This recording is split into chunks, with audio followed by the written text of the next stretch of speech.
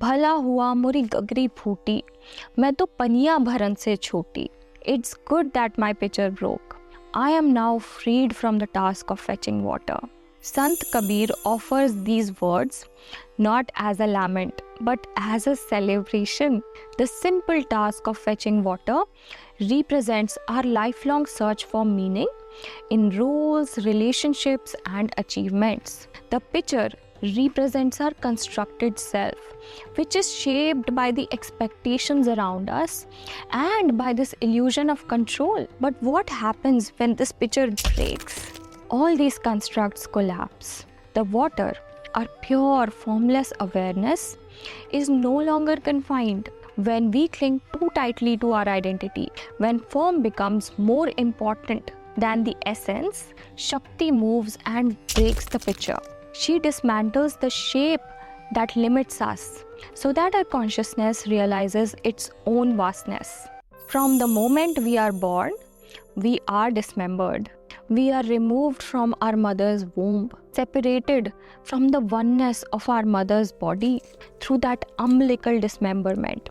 Our first breath is not just life, it's a rupture that marks the beginning of this lifelong journey in search of not something new, but something that we lost. That primal sense of oneness, that feeling of being held by something greater than ourselves, the oceanic feeling of being in our mother's womb. But just as light passes through a prism and becomes a spectrum, our consciousness passes through Shakti and becomes experience. Emotion, thought, feeling, sensation, form. It doesn't get lost, it gets diversified. As the Chandogya Upanishad says, existence decided. I shall be many, I shall be born.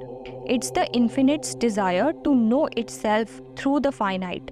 Creation then is not a result of adding, but it's a result of opening. The cosmos did not begin by building up, it began by breaking apart. Dismemberment is the sacred method through which consciousness enters time and space to experience itself in multiplicity.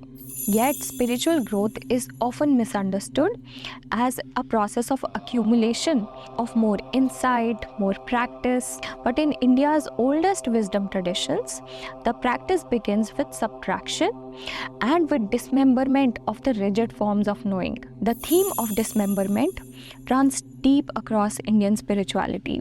This ancient motif finds one of its earliest expressions in the Rig Veda, in the hymn Purusha Sukta, where the gods are sacrificing the primordial being. The world is formed through the dismemberment of the cosmic Purusha.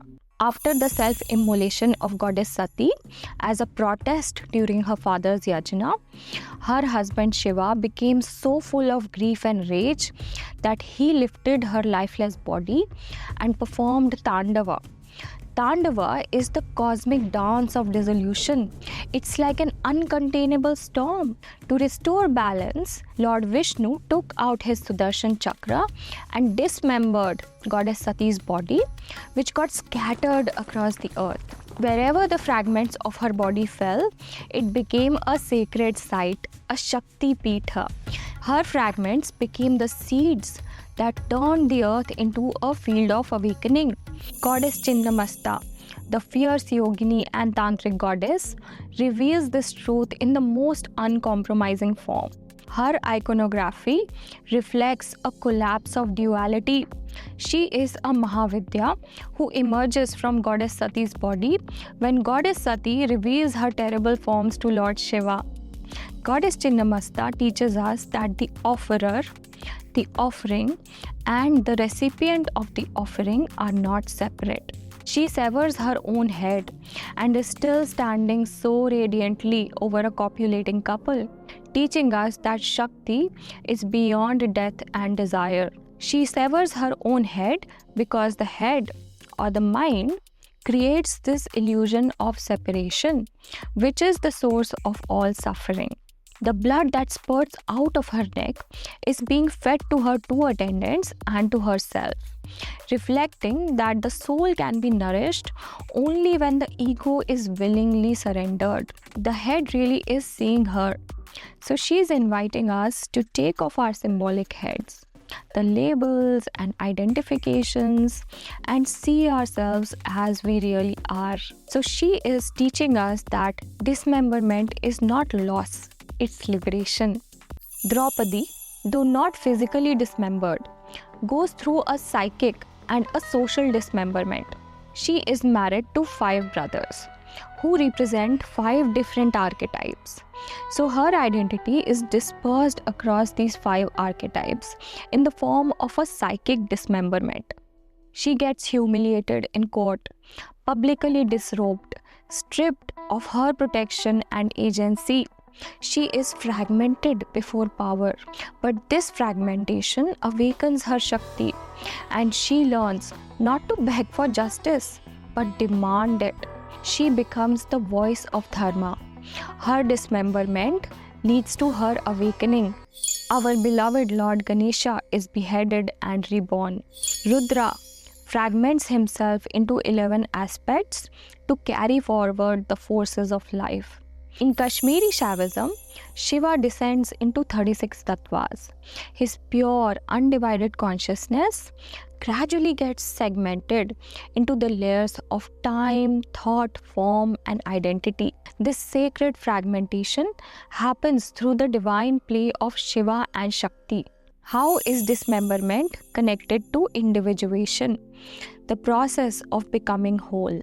In Jungian psychology, individuation is about bringing the unconscious material and integrating it into conscious awareness. It's not about becoming someone else, but about becoming more fully ourselves by accepting and reclaiming the parts of ourselves that we may have disowned, repressed, or projected onto others. This emergence of the unconscious does not happen in vacuum.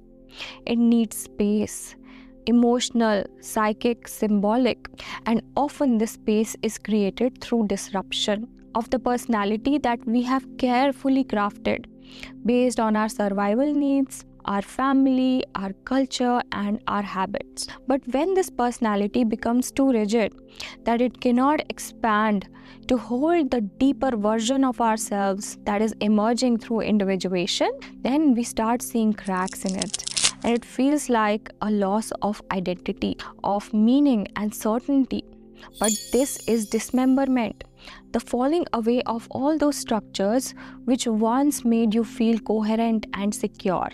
This is the beginning of individuation, a necessary step towards transformation, led by Shakti's play. Through her fierce compassion, she clears the space for our unconscious to emerge. Dismemberment often visits us disguised as a heartbreak, an illness, or a loss of identity in some way. It could be a theme emerging in our dreams and inner work, where we may see images like teeth falling out, hair vanishing, limbs dissolving, or a body tearing apart. These images are not random. They are messages from the unconscious that something old is about to die and something new is about to be born. Shakti meets us in these subtle realms to invite us to participate, to soften, and to not resist. When we start noticing these symbols and listening to the inner signals, we no longer fear dismemberment. It becomes a sacred communication that opens the portal towards wholeness. Dismemberment is the place between who you were and who you are going to be. The pieces don't just remain scattered, they realign around a newer, deeper center, guided by something wiser, the grace of Shakti herself. This archetypal story repeats across cultures. In Greek mythology, Dionysus is dismembered by the Titans and is reborn. In Egyptian lore, Osiris is torn apart and reassembled by Isis. These stories reveal a psychological truth that something must fall apart for something newer and deeper to emerge. This is Shakti's choreography. So if you are in a session of breaking apart, don't be in a rush to rebuild. Light a candle, sit in stillness, and ask yourself, what part of me is ready to be released so that something more whole can emerge? Thank you for joining me in this exploration. If this video resonated with you, please share it with your friends and family members. Drop a like and support my work by subscribing to this channel. I'll see you in the next video.